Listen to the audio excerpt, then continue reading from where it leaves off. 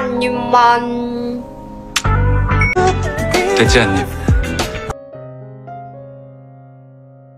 Gemjo lalu dilarikan ke rumah sakit dan pada saat itu Hesik yang juga mengetahui dengan kecelakaan yang dialami oleh Gemjo langsung pergi ke rumah sakit, namun sayangnya ia tidak diperbolehkan masuk ke dalam. Sementara Namsun harus bisa menutupi rasa sedihnya. Ia mencoba menasehati Ryuseo jika bosnya itu tidak boleh sembarangan membunuh orang hanya karena dia ingin, dan Namsun akhirnya sadar jika CEO merekrutnya agar Namsun bisa membunuh orang, dan demi mendapatkan kepercayaan CEO, Namsun pun bersedia untuk membunuh siapapun yang tidak CEO sukai. Mendengar hal tersebut, CEO terlihat begitu puas karena ia tidak salah pilih orang. 못할 것 같아요?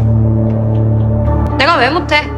Lalu di rumah sakit, nenek Gemjo yang hari itu mengurus suaminya yang mengalami patah tulang, kemudian akhirnya mengetahui dari dokter jika Gemjo juga berada di rumah sakit ini. Ia langsung datang ke sana dan mencoba untuk masuk ke dalam. Namun ia dihalangi oleh para penjaga yang kemudian membuat neneknya Namsun mendorong mereka semua. Nenek Namsun menangis melihat putrinya yang terbaring tidak berdaya. Ia akan membalas siapapun yang telah menyakiti putrinya. Namun tiba-tiba ia ditelepon oleh nomor teleponnya Gemjo, dan akhirnya neneknya tahu jika ini semua hanyalah rencana putrinya saja. Pasien yang ada di hadapan nenek Namsun ini hanyalah orang yang berpura-pura sebagai Gemjo, dan Gemjo sedang berada di suatu tempat. 아빠나 신경 써.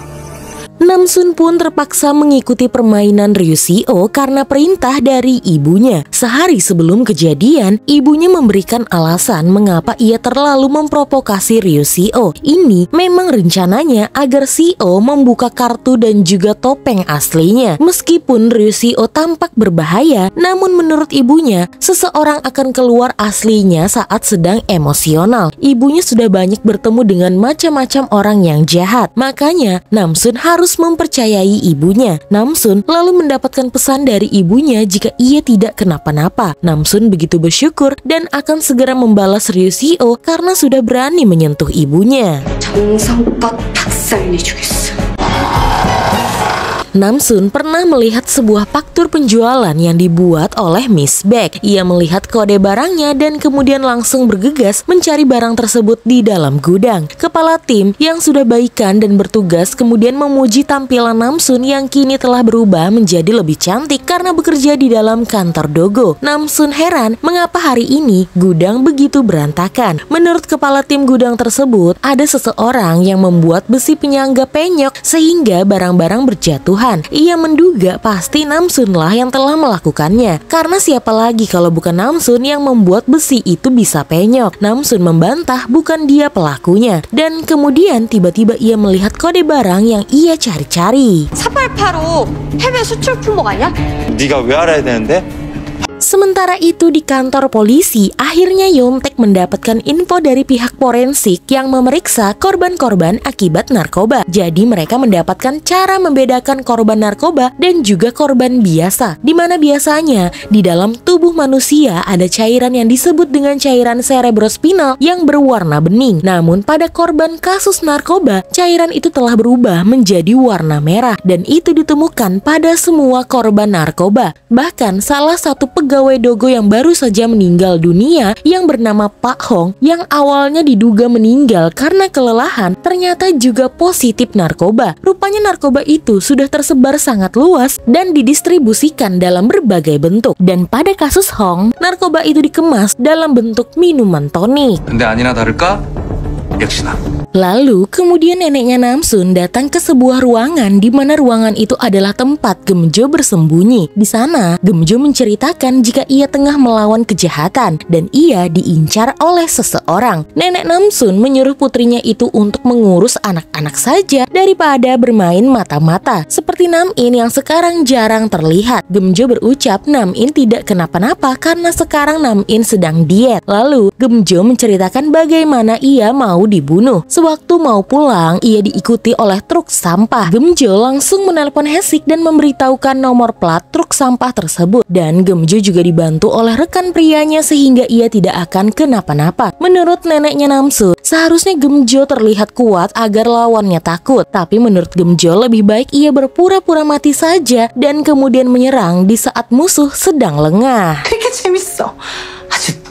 속성이. Sementara itu di klub Heritage, Mary Kim bersama rekannya membicarakan penawar yang dibeli oleh orang-orang kaya. Dari sana para polisi tahu ada obat penawar bagi para pecandu narkoba tersebut. Saat mendengar sadapan itu, Hae-sik juga mendengar rekaman milik Namsun yang malam ini rencananya akan makan berdua dengan Ryu Si-oh. Hae-sik begitu pusing karena mendengar dua sadapan sekaligus, sehingga Yeontaek pun membantu Hae-sik untuk mendengar salah satunya. Yeontaek lalu berkata, sepertinya Ryu Si-oh menyukai Namsun karena tatapannya begitu dalam. Hae-sik langsung naik darah dan tidak terima jika pria jahat itu menyukai Namsun. Bahkan Hae-sik teriak-teriak sendiri saat Ryu Si-oh mencoba memperbaiki rambutnya Namsun. 이 자식이 어딜 손모가지를 확 비틀어. Malam itu, Namsun makan ke restoran Mongolia dan memesan daging domba yang banyak. Namsun bertanya di mana Ryu Si-oh dilahirkan dan asal-usulnya. Ryu Si-oh tidak tahu di mana ia dilahirkan. Ia dibawa ke Rusia saat berumur 5 tahun dan di sana hidupnya begitu keras. Namsun berkata tidak mungkin kan Ryu Si-oh hidup di hutan seperti serigala. Namun menurut Ryu Si-oh lebih baik ia hidup seperti itu dan ia menutupi kisah dirinya yang sebenarnya. Ryu Si-oh lalu bertanya tentang kekuatan Namsun. Namsun bilang kekuatannya sudah ada dari turun-temurun. Ibunya di Mongolia bahkan bisa menggendong kuda kesayangannya dan mereka banyak makan daging domba dan juga susu.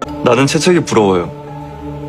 Di kepolisian, Yeontaek lagi-lagi berkata jika tampaknya Ryu Si-oh menyukai Namsun terlihat sekali dari tatapannya. Dan lagi-lagi Hae-sik kesal mendengar hal tersebut. Lalu kemudian rekannya bertanya tentang ketua tim mereka yang katanya pergi ke kantor polisi Busan untuk menyelidiki kasus narkoba. Namun sampai sekarang ia masih belum datang juga dan ponselnya pun tidak bisa dihubungi. Sementara itu ternyata ketua tim Hae-sik rupanya sedang bergejolak di antara memilih untuk bunuh diri saja atau hidup seperti orang mati karena sudah kecanduan narkoba. Ia pun mencoba untuk bunuh diri, namun untungnya pada saat itu ia ditolong oleh beberapa orang yang ada di sana. 경찰에 신고해야 돼. 이 아저씨 이상해. Sebelum pulang, rupanya Ryu Si-oh mendapatkan telepon dari orang Rusia, di mana di telepon yang direkam oleh Namsun berisikan percakapan barang yang dipesan dan akan segera diantarkan. Jadi setelah telepon ditutup, Ryu Si-oh pun menyudahi makan malam mereka berdua dan memutuskan untuk mengantar Namsun pulang. Namsun bingung ia harus diantar kemana karena ia masih tinggal dengan ibunya, Gemjo. Untungnya Hae-sik dengan cepat memberitahukan jika Namsun pulang ke rumahnya saja. 가요. 알았어.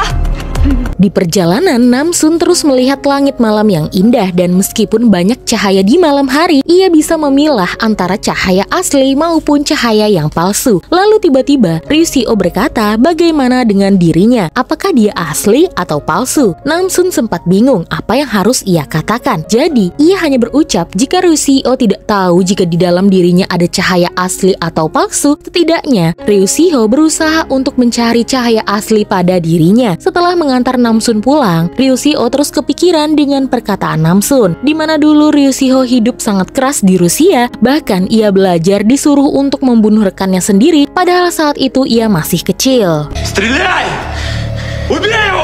Sementara itu di rumah Hae-sik, Hae-sik pun datang dan melihat Namsun yang sudah ketiduran. Ia melihat Namsun makan cemilan dan tersangkut di bibirnya. Saat Hae-sik mencoba mengambil cemilan itu, tiba-tiba Namsun terbangun dan kemudian Namsun langsung bergerak maju dan menyentuh bibirnya Hae-sik. Mereka berdua pun terkejut dan untungnya saat itu ponsel Namsun berdering sehingga bisa memecah kecanggungan di antara mereka berdua. Rupanya Ryu Si-oh lah yang telah mengirimkan pesan kepada Namsun. Di sana ia mengucapkan selamat malam dan juga tidur yang nyenyak. Lalu Namsun berkata kepada Hae-sik jika sepertinya Ryu Si-oh juga mengkonsumsi narkoba karena Namsun pernah melihat Ryu Si-oh begitu kuat dan terlihat jarang minum air. Hae-sik lalu berkata jika di klub Heritage telah membahas tentang obat penawar. Apa jangan-jangan Ryu Si-oh mengkonsumsi narkoba dan juga obat penawarnya? 그걸 꼭 빼내자.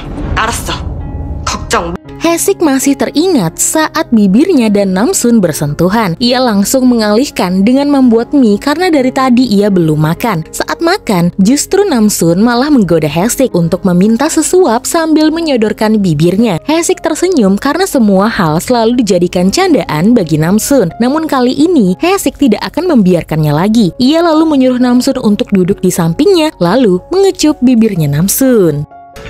저리 가. 라면은 안 돼.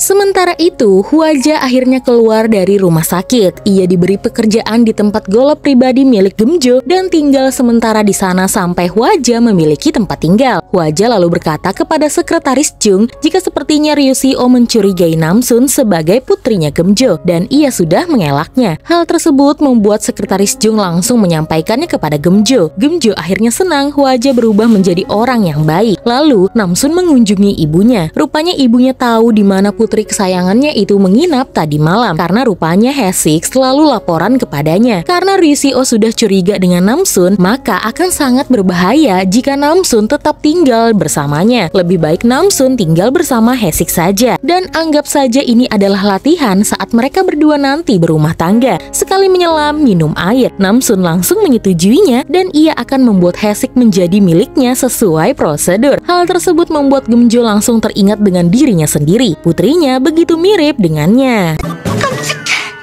Hari itu, ayah Namsun, Bonggo mendatangi Haesik karena curiga dengan obat diet milik Nam-in. Apalagi, Bonggo menyebutkan ciri-ciri jika Nam-in mengkonsumsi narkoba yang sedang Haesik selidiki. Haesik langsung menelpon pihak analisis obat dan meminta untuk segera menyelidiki obat diet tersebut. Lalu kemudian, Namsun, Haesik, dan juga Yontek memutuskan untuk mengambil barang dengan kode yang mereka curigai. Namsun mencoba masuk ke dalam truk itu diam-diam dan ketika berada di tengah jalan, tiba-tiba seorang wanita cantik langsung menyuruh truk itu untuk segera berhenti. Rupanya, wanita cantik itu adalah Haesik. Ia menggoda supir truk tersebut dan meminta bantuan agar supir itu memeriksakan mobilnya yang tengah mogok. Sementara, Yontek membuka pintu truk dan membawa Namsun pergi dari sana setelah mereka mendapatkan satu barang bukti, yaitu sebuah jaket.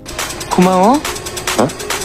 Haesik langsung membuka jaket tersebut yang isinya hanyalah bulu-bulu angsa. Tapi ia langsung teringat dengan masker tempo hari. Ia pun mengambil air dan menaruh bulu-bulu itu di sana. Dan benar saja, bulu itu langsung berubah menjadi serbuk-serbuk narkoba. Dan narkoba itu mempunyai nama samaran, yaitu Paul. Sementara itu, Namsun berlari ke kantor karena dari tadi ternyata Ryu Si-oh tengah mencarinya. Ia berlari ke dalam kantor Si-oh dan bertanya ada apa. Sementara pada saat itu, Haesik juga mendapatkan kabar tentang obat dietnya Nam-in. Ia langsung menghubungi Gemjo dan memberitahukan jika Nam-in positif sudah mengkonsumsi narkoba dari obat diet tersebut. Gemjo begitu terkejut dan tidak menyangka justru putranya mengalami hal ini. Di kantor, Ryu Si-oh mendekati Namsun. Ia kesal karena Namsun tidak bisa dihubungi dan kemudian ia mendekati Namsun. Ia ingin Namsun tidak pergi lagi darinya dan Ryu Si-oh ingin Namsun menjadi kekasihnya.